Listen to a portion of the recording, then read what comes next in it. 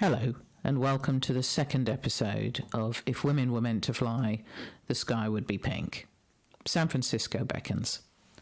I'm Enid O'Turn. This episode I'll be expanding on the individuals who were instrumental in starting me on my path to becoming a professional pilot in the USA as I begin my commercial training.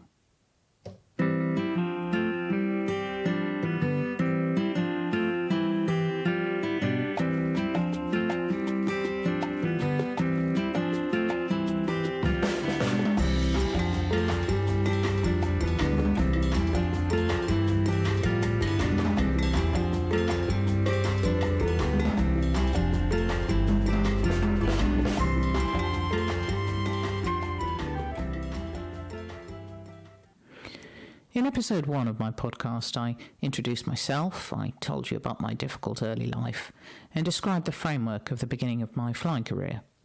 What I did not do was introduce you all to the exceptional individuals who were instrumental in making this happen. What you have to remember is that whilst I was always tenacious and determined, I lacked any real self-belief. When you feel like that, it can be surprising and confusing when others see potential in you. It takes a while to come around to that way of thinking.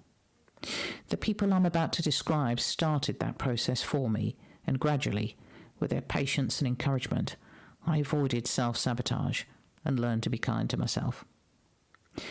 The first man to set me on this path was the British Caledonian co-pilot on my first ever pleasure flight that I talked about in episode 1. The second was the manager and chief instructor of the Lagos Flying Club, Kempton Sheikh. He was an ex-Pakistan Air Force military pilot, and as such had a very direct nature. He scared me senseless, but he was also kind and encouraging. He stood on ceremony and was polite and engaging, and a remnant, I think, that was left over from his military training. My first half hour was flown with Captain Sheikh as he assessed what I was capable of. Well, just as well he did most of the flying. I was too busy sweating so much that my hands kept slipping off the control column. I was left in suspense at the end of the session, Captain Sheikh being a man of relatively few words, not knowing quite what he thought of me. It was a huge relief when he told me that he saw something in me and he encouraged my mum to invest in more lessons. So I was set up with all my manuals and my student pilot licence. There was no going back now. I began my lesson shortly after that with the third man who would be a great part of my career, Chris Farrel. He was a Polish-American expatriate, hired by the club as an instructor. Chris was a natural teacher and a very likeable guy. He was about 9 years older than me, but very young at heart, and we laughed a lot. I remember practicing steep turns when the bank angle was about 45 degrees, and as many students do, I kept leaning away from the turn. He would try to encourage me to lean into the turn, and when I didn't respond, he would gently push me against the door, just to prove a point, probably that I wasn't going to fall out. It was a trick I used a few years later when I became an instructor, and my students did the same thing. Chris recommended lessons at least 3 times a week, and this worked out well for me as I grew in confidence. I had already mastered basic straight and level flying and some various other manoeuvres, so my first real challenge was building up to landings. Takeoffs I could do. Landings were a different pay grade. The club was located at the main international airport in the early 80s, and so we had to negotiate a lot bigger traffic as we taxied out in the tiny training aircraft, the Cessna 150 or 152, to fit in with all the rest of the commercial traffic. It felt intimidating at first. But whilst Chris was at my side, I was fine. He was confident and knew it all so well. I was not so confident, but I was determined. The build-up to my first solo flight was handled well. I knew that after landing practice, one day, Chris would ask me to pull over on the taxiway, and he would get out and say, "You have it, Enid. Go do some landings on your own." Wow. I had a choice. I felt like responding by asking him, "Are you totally mad?" But instead, I gathered up as much courage as an 8-stone beanpole teenager could and tried not to run him over whilst I negotiated my way back to the holding point alone. This was it. I had to complete a set of 3 touch and goes. Now this was where you took off, flew a standard pattern around the airport, landed, but instead of slowing down, You would simply advance power and commence another takeoff run. On the roll, as they say. Air traffic control were always aware when this was going to happen, so they could assist when necessary. Like if you totally forgot a radio call, they'd kind of nudge you a little bit to respond. They kind of knew you had a lot on that day. I remember that first solo feeling. Clammy hands, shaking legs, stammering radio call. But once I completed my pre-takeoff checklist and was on the roll, I actually found I was quite calm. I was waiting for the 60 knots on the airspeed indicator. Runway 19 left, falling away in the distance as I pulled back on the control column and got airborne all by myself. I looked over to the right and clocked the empty seat. But the panic had left me, and I concentrated on trying to get this tiny little machine back on the ground in a controlled way. It worked out better than I could have imagined, and I gained a new sense of courage. 2 down, 1 to go, and then I would have completed my first challenge, my first solo. It was about that time that a Nigerian Airways DC-10 decided to make an appearance on long finals to runway 19 left. And for those who aren't flight people, that basically means a bloody big plane was headed in my direction. The air traffic controller who'd looked after me so well thought that after 2 successful controlled landings he could step up the pressure a bit. 5 November, Alpha Whiskey Lima, shorten your downwind leg to base. You are number 1 to land. Wow. The faster, heavier DC-10 was closing in my landing space. So what? I penned my careful checklist-driven process to hurry it up a bit. Well, this wasn't part of the plan. The instructor hadn't prepared me for this. I checked up ahead as part of my airmanship in looking out for aircraft in the vicinity and checked the silhouetted shape of the majestic DC-10 hurtling down the approach. Cleared straight in finals, 19 left, number 2 behind the Cessna 150, now turning base leg. Base leg is when you're right angles to the runway you're landing on. I won't repeat what I heard myself saying. I realised I had to bank steeply to make it onto base leg, and then again onto finals. And instead of the gentle power reduction, timed and nailed to perfection for the right phase of this exercise, I now had power off, diving towards the ground at a somewhat faster speed than anticipated. As I regained control of my emotions and the aircraft, I realised Chris had prepared me for just such an event, and all I had to do now was see it through to the end. I did, and as I rolled out in a hurry off the runway, Chris was waiting for me, beaming with pride. I think he also may have flipped the finger to the now visible DC-10.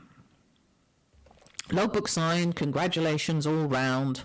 All that remained was my celebratory dunking in the MiG-21 ejector seat and a slap-up Chinese meal that evening with the club. It was a new and wonderful feeling to be celebrating this important milestone with such a supportive group of new friends around me.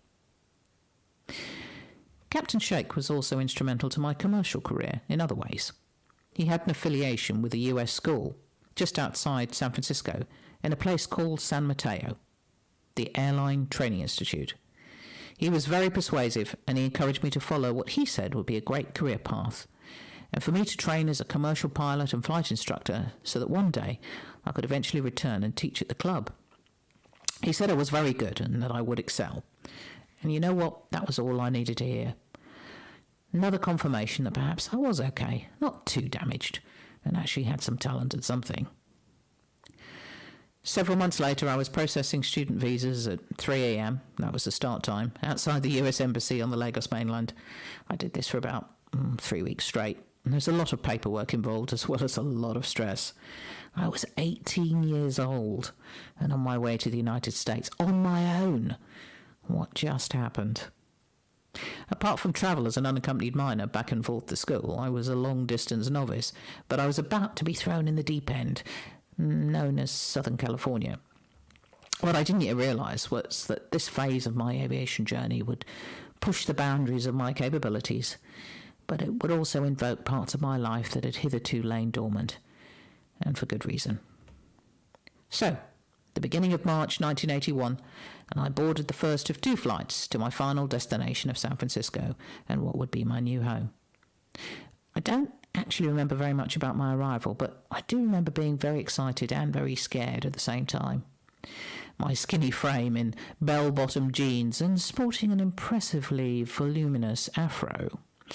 I had a pocket full of dollars, a student visa, and a driver waiting for me to take me to my first home in San Francisco.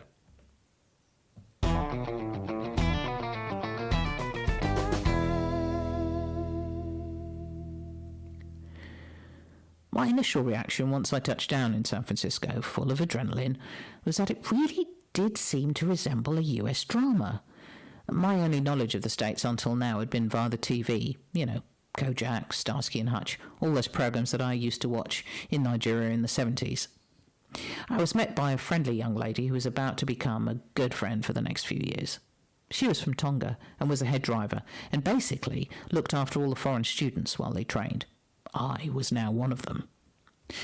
To my surprise, it turned out that I was the first female foreign student to enrol on the commercial license course, and they didn't want to put me in student housing on my own. So as a consequence, I was thoughtfully housed with a family of one of the company's engineers. I travelled back and forth to the airport with him each day. This lovely family were also from Tonga, and they welcomed me into their friendly community, and what was to be the start of a long and happy friendship. I had a day or so to settle into my new life in this strange but fascinating country, and then it was straight into training. I had my first assessment flight booked, and my first instructor assigned, Alan Phillips. I remember him. He was about 30 or so and very, very tall, and we got on famously immediately. He was confident and encouraging, and it seemed like my luck had been changing steadily over the last year or so as I'd been meeting people that were in one way or another shaping my life in a very positive way. And this was a complete contrast to my life a few years earlier. Curiously, I wasn't quite sure how I was meant to respond, yet I did feel I could trust these people. We operated out of the small San Carlos airport. It was amazing. When you lined up and took off from runway 30, the beautiful city of San Francisco came into view to the north. Well, assuming it wasn't foggy. The extraordinary Golden Gate Bridge and the beautiful redwood shores were just up ahead as well, and they often served as that reassurance that I was in the right place in the early days of getting my bearings. My first few flights were getting comfortable with the location, the rules, and the radio procedures in the US. I would soon be building my flight hours with solo flights and landings at many other airports in the area, as well as cross-country flights designed to test my navigational skills. We had a specific training area to the west of San Carlos in the region of an airport called Half Moon Bay, right on the coast. It was an uncontrolled airport, which meant control was exercised by pilots letting other pilots know where they were by radio. There was no control tower. In the early days of my training, it was quiet and great for practicing touch and goes and crosswind landings, which were always a challenge. Whale watching was a big draw in the later years, just off the coast, a few miles south of the airport. It was a great joy to see, dropping down to 1,500 feet and just watching the whales migrate up the coast. San Carlos, too, was a wonderful place to fly, and my fellow students and I enjoyed excellent training. We had a Boeing 707 simulator on the premises, which was used for airline training, but it was also used to provide training to the pilots who used to ferry the space shuttle from place to place, piggybacked. The space shuttle, amazing. We met the crew quite frequently, and we were always in awe of this level of flying, something we all aspired to. I spent a lot of evenings when I was not doing my ground school training, getting a few precious hours in during the maintenance cycles on the Boeing 707 with a ground instructor. I enjoyed his company and his many stories, and how we laughed as I crashed the aircraft repeatedly into terrain. I was building up my hours at quite a pace, taking phase checks with the FAA examiners to make sure I was achieving what I needed to, and looking towards doing my long cross-country commercial flights. I had once planned to Las Vegas, of course, combined with a weekend and some mates. Well, that was the plan anyway. I was full of confidence at that time and loving every minute. It seemed inevitable, however, that one day I might become a little too confident, in spite of my huge belief in doing things by the book. I had made a lot of friends in my first year, and I was really enjoying this newfound belief in myself. I liked my early morning flights. It meant that I could get going whilst the airport was quiet and uncontrolled. I simply had to announce on the radio where I was, and off I went. That day, I'd agreed to meet a fellow aviator and a really good friend at the San Jose airport for breakfast. Chris. She was an awesome pilot and instructor, as well as a charter pilot for Skyway Aviation, which was a subsidiary of the Airline Training Institute. I idolised her. She was one of those pilots that had a God-given natural talent and was spot on with everything she did without seeming to try. I knew I had to work hard at what I did in order to achieve, and I was okay with that. But unfortunately, my urge to impress her almost had dire consequences for me. The weather forecast that morning had called for fog in and around the Bay Area, particularly around Palo Alto and its hills. San Jose was clear, however, and I made the decision to keep visual and fly clear of the forecast fog. I wasn't instrument rated yet. I'd only just started that part of my course, and that was when you'd have been allowed to fly on instruments alone without the need to remain visual with the ground, or what is called VFR, or visual flight rules. But I wasn't there yet, and I had to be sensible about the flight conditions that I flew in.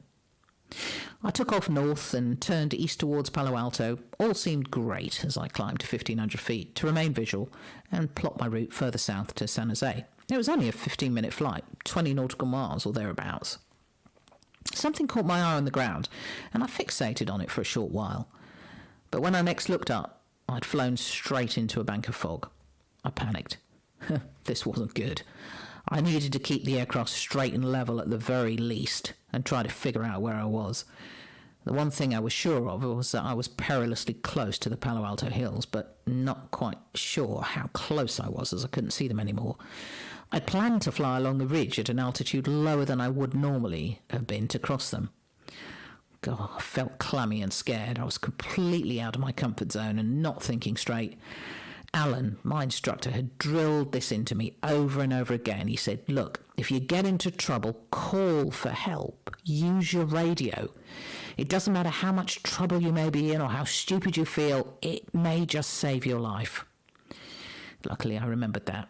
I reached up to my radios and dialed in the San Francisco radar frequency. I need help. I'm in a bank of fog near Palo Alto. I'm not instrument rated and I'm very scared. Within seconds, a female voice had responded to me, telling me to fly the airplane as best I could straight and level and to dial in a transponder code so she could track my aircraft on her radar screen. Climb to 2,000 feet, she said. Her voice comforted me, and I didn't feel so alone. I felt stupid and reckless, but not alone. She continued to talk to me, reassure me, guided me back to San Carlos, and stayed with me on the radio, in my ear, until I was on approach to land. Now, she made me promise to call her when I got on the ground just to make sure I was all right. To this day, this unnamed woman remains my guardian angel. She didn't report the incident, as she felt I'd learned a valuable lesson, and she was absolutely right. We both knew I was lucky to have survived in one piece. Thank you for listening to this episode. Your comments and reviews are very much appreciated. I also want to thank Lucy Ashby for editing all of these episodes. In my next episode, I'll introduce you to some of my more challenging flights, the training that gets even tougher and makes me doubt my ability, and my emotional state spirals downwards as a result of my last mishap. My flying suffers as a result. Thank you and goodbye.